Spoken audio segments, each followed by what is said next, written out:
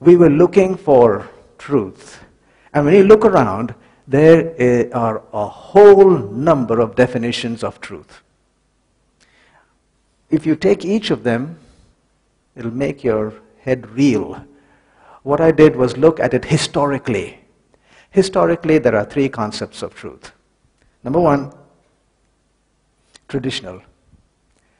Traditional truth is that which is like a fortress, like a moat, big walls, stone walls, a moat around it, and a drawbridge, and only a privileged few who can get inside there. And who are these few? The clergy.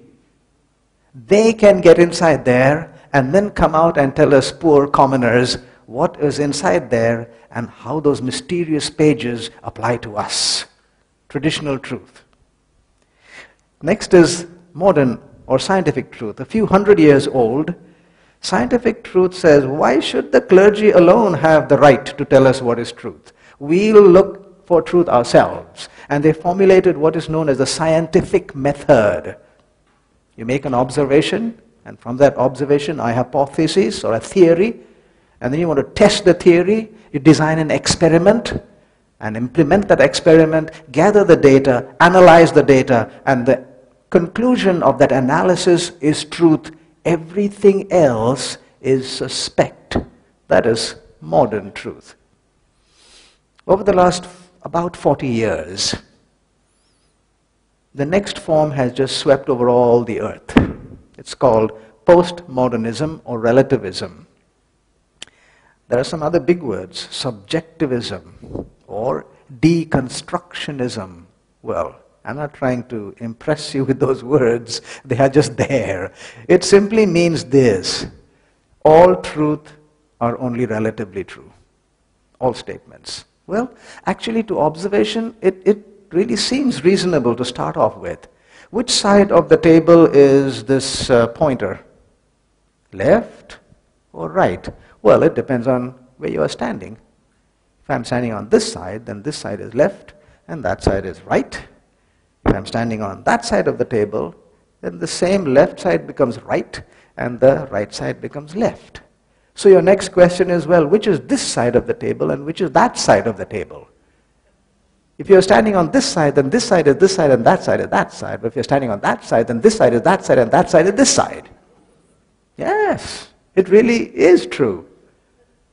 And so we say, well, everything that we talk about is just that way. There is no such thing as an absolute truth in the sense that it will form a reference point. You can tether the rest of your statements or your activities to that point. No, there's no such thing. This is what they say. So when I looked at these three, I first looked at the traditional truth and was horrified.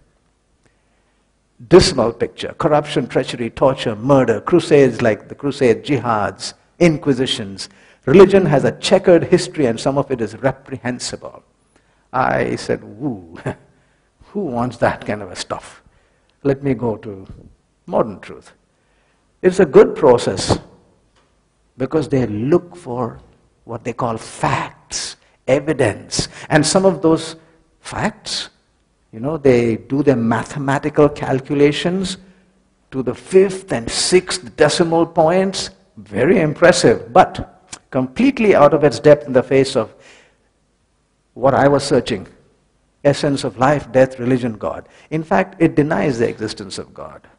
As a philosophy, science says there is nothing supernatural. So I was stuck with that. It's not going to help me. I went on to postmodern truth or relativism. It's very broad and peaceful. You have yours, I have mine. I scratch your back, you scratch mine. And we'll get along okay. But when it came to absolute truth, it made an uncompromising stand. There is no such thing as anything known as absolute truth. Everything is only relative. So what is absolute truth? Now we're not talking about absolute in the sense of all knowledge. We are talking about that which can form a reference point in our existence. So absolute truth for us must be defined before we carry on. And here's a definition I found, and I think it is quite reasonable. What is absolute truth? That which is valid for all people, in all places, at all times. So in our existence, that will be called an absolute truth. And relativism says there is no such thing as absolute truth. Because this is what they say. There is no objective standard by which truth may be determined, so that truth varies with individuals and circumstances. Or, there is only one principle that can be defended under all circumstances and in all stages of human development. It is the principle, anything goes. I'd like you to remember that phrase, anything goes. Anything goes is also everything goes, correct? Are you with me? Yeah. Everything goes is the same as everything is acceptable. All right, so we're going to look at that in a few moments. All so-called truth is only relatively true. There is no such thing as absolute truth. If there was no such thing, then my search would end right there, because I would say, you go your way, I go mine, and we are all friends, and that's it. But I had to establish that. I could not just swallow it, and so I examined it. I have written a book by the same title as this seminar. It's called Come Search With Me. We might make it available. It's not yet available here. It's available in the United States. But in that book, I went through 12 to 14 angles in which I looked at it. I'm going to show you only 3. So let's examine it. Number 1, remember that phrase, everything goes? That means everything is acceptable. Everything is acceptable. What is the meaning of everything? Everything. All that you can think of. Anything that's within our sphere of existence. Any concept, any claim, any principle should be acceptable if you are going to say everything goes or everything is acceptable. Then if everything is acceptable, then absolute truth also should be acceptable. And once you have one absolute truth, out goes relativism. No fixed meaning. Remember, right or left? I don't know. This side or that side? Who knows? That depends on something else. So there is no fixed meaning in any of the words. Up might be down, down might be up. Let's form a sentence with that. There is no fixed meaning in this word. There is no fixed meaning in this word. Do you know something? That sentence requires a fixed meaning to tell me what it's saying. Yes, it does. It requires a fixed meaning. There itself you see that it is a self-defeating proposition. The third one is an illustration. It's an illustration of two people talking. Now, relativism says that all statements are only relatively true. Now you answer me. If all statements are only relatively true, they are also relatively false. Now where are we going to go? Here's a conversation between two individuals who are trying to decide whether man did really go to the moon.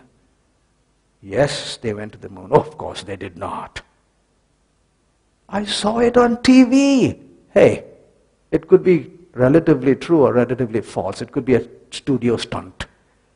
No, it was on the headlines. Hey, the headlines could be true or false. No, my teacher said that the headlines were okay. Well, your teacher could be stating that which is relatively true or relatively false. Now, my dad said my teacher was reliable. Well, your dad may be saying that which is true, or he may be saying that which is false. Hey, I know my dad. Well, you might know your dad, but you might not know your dad. I know what's in my mind. Oh, you might know what's in your mind, but you might not know what's in your mind. I'm talking about myself. You might be talking about yourself, or you might be talking about somebody else. Look, quit. Please quit. this silly, nonsensical talk. Okay, I'll quit. But that does not mean I'll quit. And we kind of smile. It's an illustration. But I would like you to observe one thing during this conversation. The first question was, did man go to the moon? Did he really step onto the moon? And every subsequent question and a response was taking one step further and further away from the original question. By the time you went to the third level, you had no hope of ever coming back to the first. In other words, if relativism is the norm, which itself is an oxymoron, then you can only have questions in your existence. You can never have answers. Are you with me? You should never go to school because your professor or teacher may be bluffing you wholesale. And if he really is referring to a book, well, the author of the book may be doing the same thing. You can't even buy grocery because you don't know what's inside there. You know, some of you look at those labels on the bottles, you know, how much of this and how much of that. How do you know that's all there inside there? You're not supposed to buy anything. If relativism is the norm, we are stuck. Where are you going to meet me? In other words, another illustration. If I tell you, let's meet 150 feet to the left of the Boeing 747. And we say, the next question, where is the Boeing 747? It left 2 hours ago from Brisbane on its way to Los Angeles. Now where are we going to meet? Relativism is just that practical. We have to recognize that if there is a reference point, we can be practical, we can live practically. If it is only relativism, you follow it to its end, which is an oxymoron itself, because relativism cannot have an end. But if you follow it to its end, you are stuck with no way to take the next step in your life. So it's called infinite regression, going backwards. So it looks like any apparent suggestion of relativism is either self-defeating or else is not a real assertion but something more like an empty slogan. This is precisely what I believe postmodernism best represents: only a mood, not even a philosophy. To say it's true that nothing is true is intrinsically meaningless nonsense. The very statement there is no absolute truth is an absolute truth, because you are making an all-encompassing statement.